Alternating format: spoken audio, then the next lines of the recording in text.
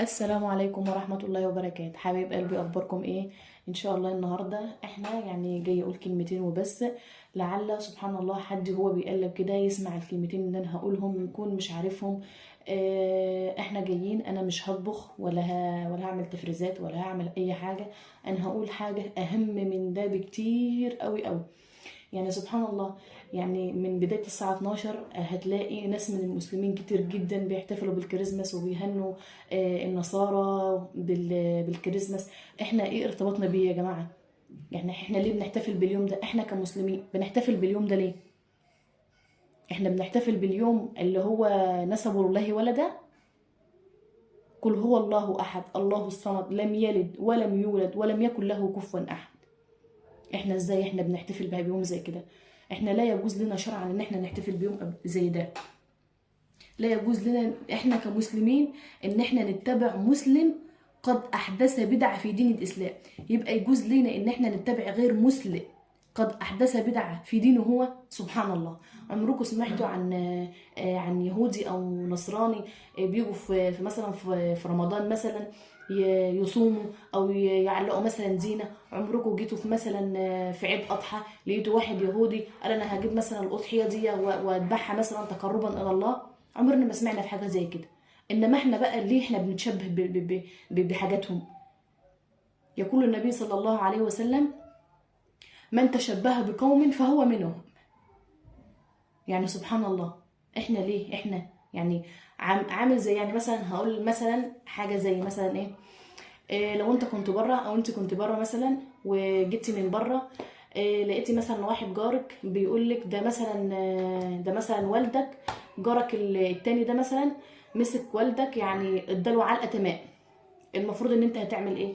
هتبص تلاقي دمك فار ودمك غلي وهتروح تمسك فيه، قد يكون تعمل فيه كتير، صح؟ لا، ده بقى انت ما بتعملش كده. بقى انت بتعمل ايه؟ انت بتيجي في كل سنه بتحتفل في نفس المكان اللي والدك اتضرب فيه بان هو ضرب والدك. هو انت كده عامل، انت عامل زي كده بالظبط، انت عامله زي كده بالظبط. ما هو في اليوم ده يعني نسبوا لله ولد، وانت كمان جايه بتحتفلي، ما انت معناك ان انت تهنيهم ان انت موافقه على دي، موافقه على اللي هم بيعملوه، موافقه. طب ازاي ده؟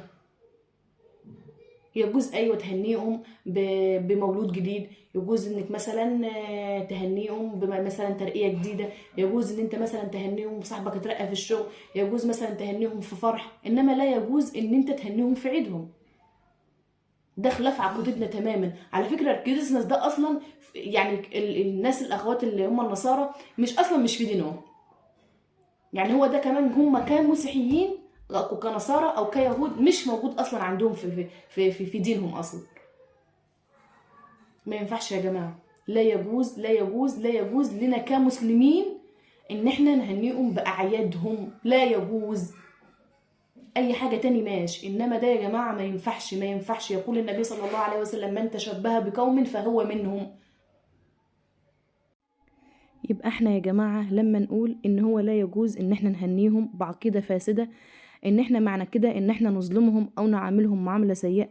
بل لا يا جماعة، بالعكس، بل نعاملهم احسن معاملة ونريهم اخلاقنا ونريهم اخلاق سيدنا محمد صلى الله عليه وسلم. بأبي وأمي يا رسول الله. ونحسن إليهم وندعوهم إلى الله بكل رحمة وكل رفق.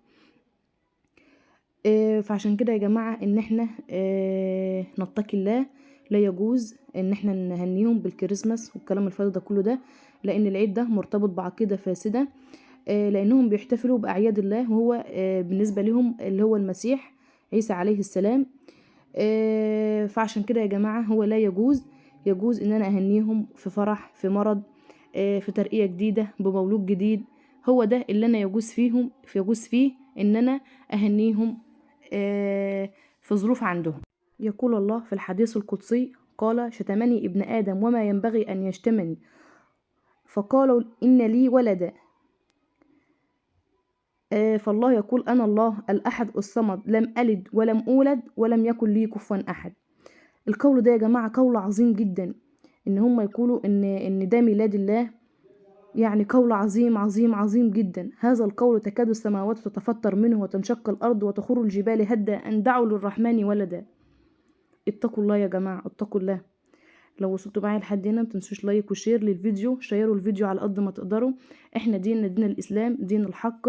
اللهم اعز الاسلام وعز المسلمين. يعني حاجه بشعه جدا لما احنا نهنيهم ونشارك معاهم في اعيادهم، وهم قتلونا اولادنا واطفالنا وشيوخنا. ادوكم شايفين اللي بيحصل في غزه. يعني حاجه صعبه قوي لما احنا نهنيهم بالكريسماس والحاجات دي، واحنا عندنا كل يوم بيموت الاف من الناس. اتقوا الله، اتقوا الله، اتقوا الله. لو وصلت لحد هنا متنسونيش باللايك والشير. دمتم بخير، والسلام عليكم ورحمة الله وبركاته.